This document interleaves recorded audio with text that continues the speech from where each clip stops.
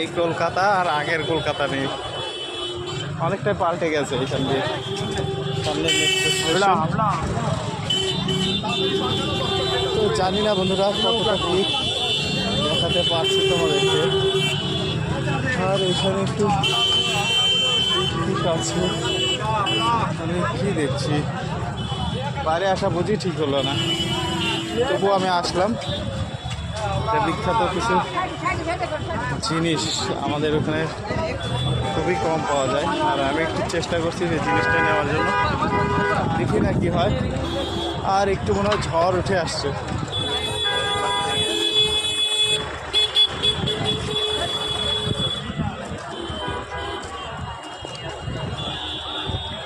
তো চলো, ইয়ে পাওয়া যাবে, আমলকি পাওয়া যাবে এখান থেকে কোথাও।